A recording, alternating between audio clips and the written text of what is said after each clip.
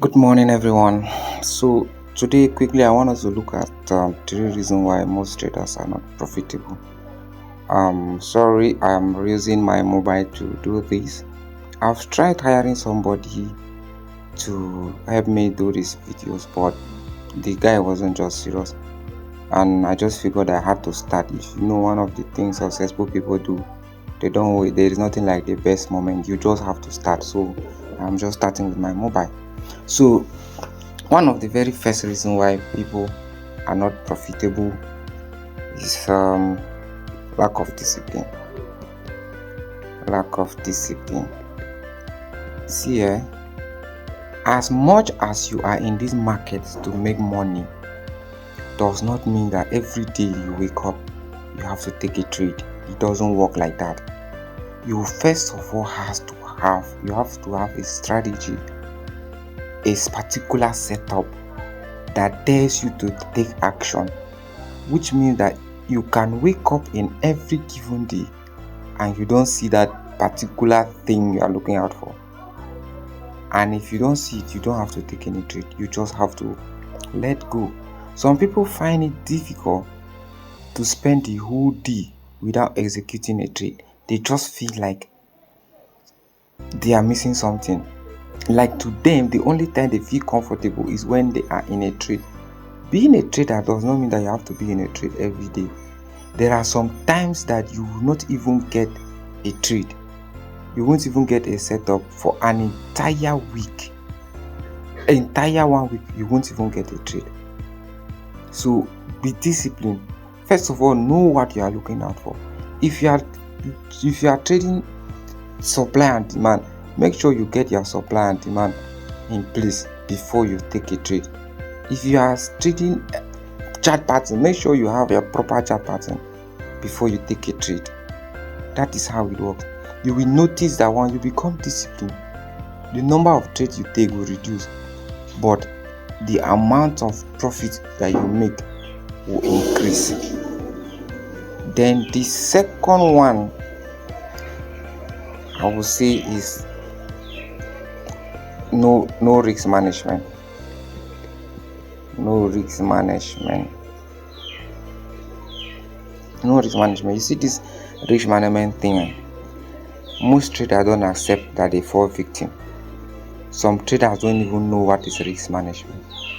I will give you people an example. I have a 50k prop account that I trade. Because it's a prop account, it has minimum drawdown and maximum drawdown, daily drawdown and overall drawdown. So I decided that I cannot risk 1%. Instead, I'll be risking 0.5%. 0.5% of 50k is $250. So each trade I'm taking, I am risking $250. Whether my stop loss is 5 pips, it is that $250 I will risk. Whether my stop loss is 100 pips, it is that $250 I will risk. Now, this is the mistake that some people make. You can decide that they are risking 1%, or let's say $500 per trade, right? Then they get the setup and the stop loss is 10 pip.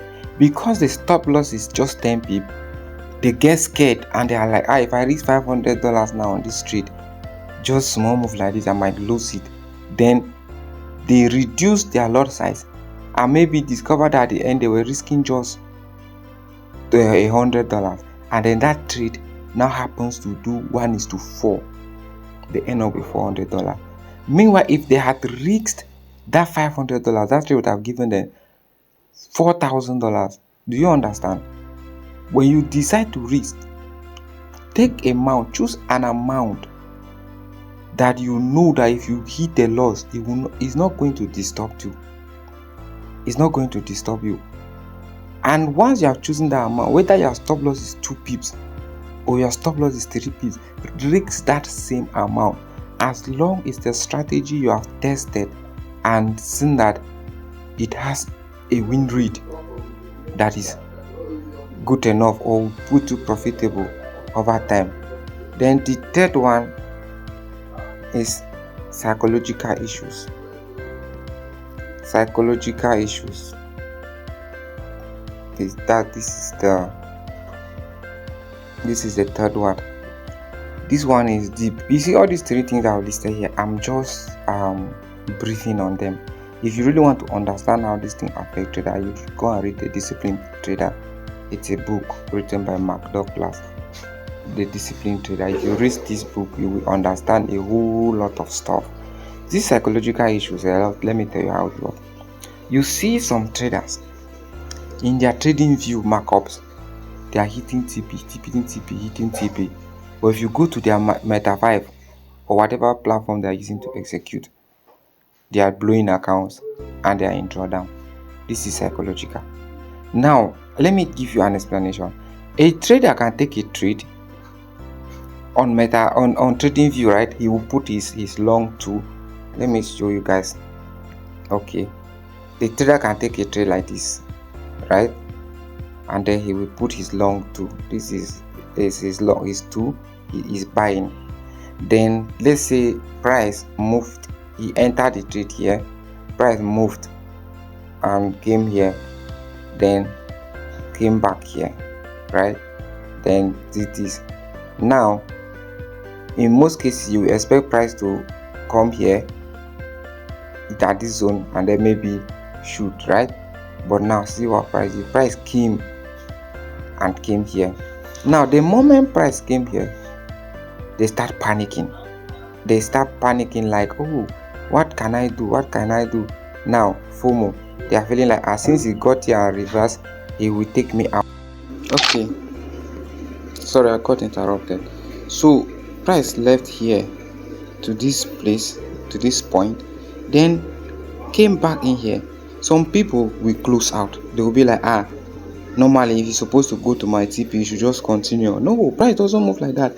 The moment it comes here, you will discover that a lot of people would have closed out from here. They would have closed out. But what have we seen now? We have seen price come out there and then see where price is currently at. Now, some people, even after price come here now, they will be like, okay, if price have come back to this high, and they might even chicken out and close. You understand? They can close at this point. But at the end, you'll be shocked that this price, no matter what happened, it still has the potential of reaching here, as well as it has the potential of hitting SL. So the whole thing is, once you have entered a trade on Meta 5 and you have set your SL and you have set your TP, don't look at it, just leave it like that. Leave it until it hits your SL or it hits your TP. You can only come to review your trade to see if maybe you have seen some very well known factors that are telling you that, oh, this is clearly going to be a reversal. Now, this is what retrading looks like. You see the green one, they are the profits, the red one are the losses, which means that there is no way you cannot lose. You will obviously lose, but you want to be losing less and winning more. If you see some of those small profits you take, they are those that I take partial profit. So I take part of the profit and I leave the trade to run. Trading is not hard, but it is the state of mind that you are supposed to be in order to become a profitable trader that is very difficult. To discipline yourself, to cross your fingers when nobody is watching you, that is where the hard work comes in. We are literally trading against top guys, institutions. You cannot just look at it as a random game or a game of luck and say, oh, let me just play it and see if I will get the luck. No, it doesn't work like that.